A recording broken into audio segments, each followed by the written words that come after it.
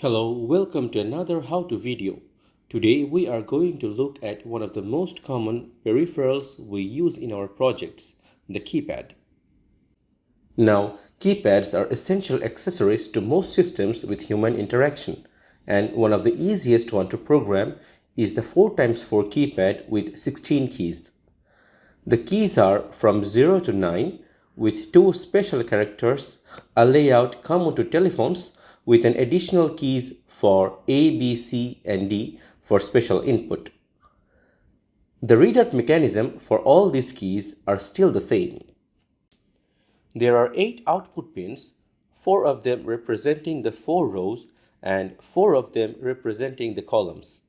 When a key is pressed, the microcontroller needs to detect the row and column that has experienced transition in signal levels to identify the exact key.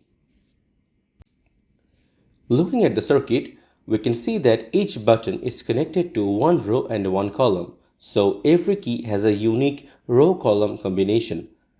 The reading mechanism involves supplying a signal from one of the row pins and detecting the signal at the column pin. This can be easily accomplished by controlling the GPIO pins on our array board.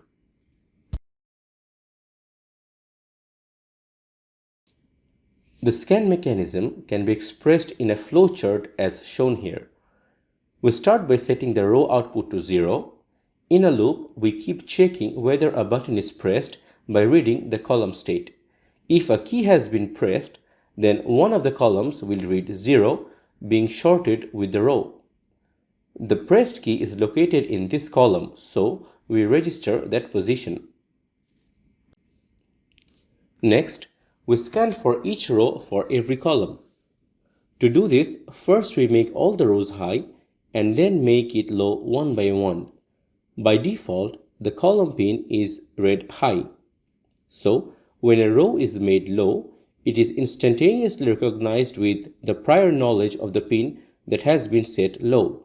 At this point, the row number is identified. Having obtained both the row and column number, the location of the key can be found at the intersection. To connect the keypad to an EK board, the most suitable location is the Arduino connector area. We have got 8 GPIO pins in a line without any interruption. So we can connect the pins from the keypad to pins D2 through D9. The first 4 pins of the keypad are connected to R1 to R4 and the next 4 are connected to C1 to C4. A key mapping is shown in this slide. R1 to R4 is then connected to the MCU via D9 to D6 and C1 to C4 is connected via D4 to D2. In terms of key configuration, the row pins are set up as output pins and column pins are set up as input pins with a pull-up resistor. Now we can move on to building the project. First, we give a name to our project. Then we select the board EK RA6M4 as usual. For the rest of the configurations, we don't need to change from the default, so it is a flat executable project with no OS. Once the project has been loaded, we need to configure the pins. Since this project requires only IO pins, we don't need to add any additional stack. Let's review the key map again. We need to locate these pins by their pin numbers in the configurator. So, we need to configure 8 pins, 4 as input and 4 as output. Let's start with the first pin for R1. We can see that this pin is named Arduino_D9. We shall keep it as it is for easy referencing in the code. The mode is already set to GPIO output. We do the same for R2 and R3. For the fourth pin, R4, we can see that the default name has additional labels. So, we change it back to Arduino D6. An important configuration to note here is the mode for this pin, which is set to peripheral by default. As it turns out, this pin is being used by one of the timers, so we can navigate to that particular timer configuration and detach this pin. It makes the pin available for reconfiguration. We can now make it an output pin. Next, we need to configure the input pins, which should be labeled as Arduino D5 to Arduino D2. We also enable an input pull-up for these pins, being provided by the MCU. We can then generate the project contents. In our code, the first variable is an array which is used to hold value for the key presses to be identified by the columns. So, we need 4 elements and the data type is the BSP IO level, which is defined in the BSP IO header file. Then, we shall have 2 variables to hold the location of the row and column.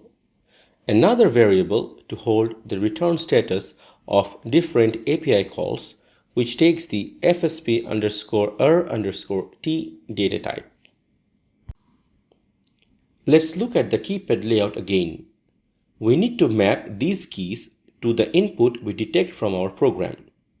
So, we make a character array and name it key map.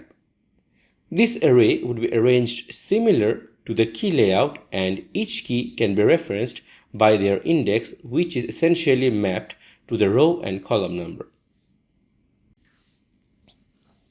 Next, we are going to add a character variable to store the final input of the keypad, and then we are going to declare a few functions. We need functions to set all the row pins to high and then set all the row pins to low. We also need a function to read the state of the column pins. Then we need a function to check if a key has been pressed, and then a function to scan for key press. For the write rows high function, we are going to set all the pins connected to the rows to high. We are going to pull the pin write API from developer's assistance. Then designate the pin number. In this case, it can be set by its label Arduino D6. The key state is written as BSP IO level high.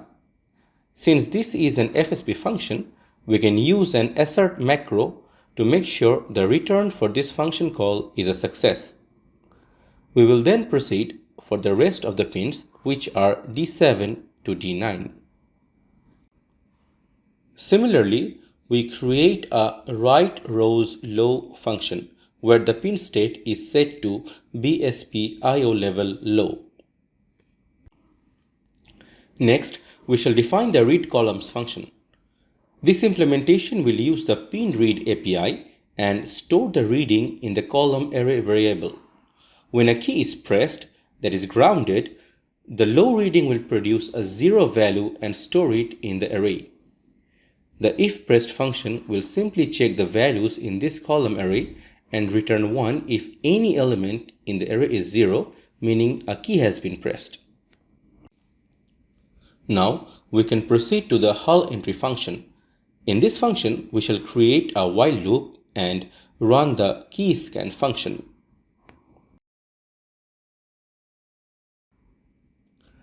We have not yet defined this key scan function, so let's write it. The first execution is the read columns function, which will read the state of the columns pin.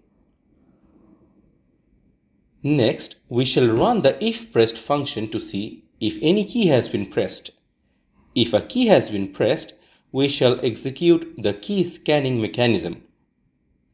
We have also implemented a soft debounce procedure that double checks the key press after 50 millisecond delay.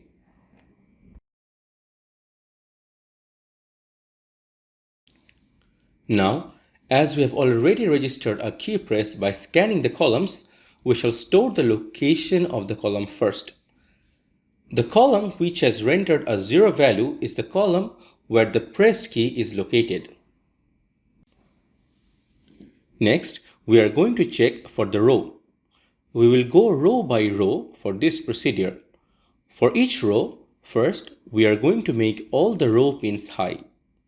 Then, we are going to make only one row pin low. If the row of the pressed key and the row that has been made low is not the same, then all columns will read a high value. This is because the row that is low is not shorted to the column pin, and the column pin is by default pulled high. But if a key is pressed, then one of the columns will read a low value, so we can identify the row position from the pin that is currently set at low. So this procedure will give you the position of the row and columns for the button that has been pressed. We shall store the location and then format the location to the index of the key map we have made earlier. The location of the key is used to store the key information in the input variable. After half a second delay, we shall make all rows low for the next scan. At the end of the function, we shall also reset the value of the row and column and make the input as an empty character. So, at every scan, if no key has been pressed, the input value is seen as an empty character. We can build and debug our program now. In the Expressions tab, we can see the value for the row, the column, and the input character.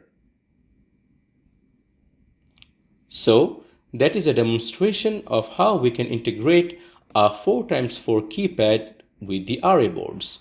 See you in the next video.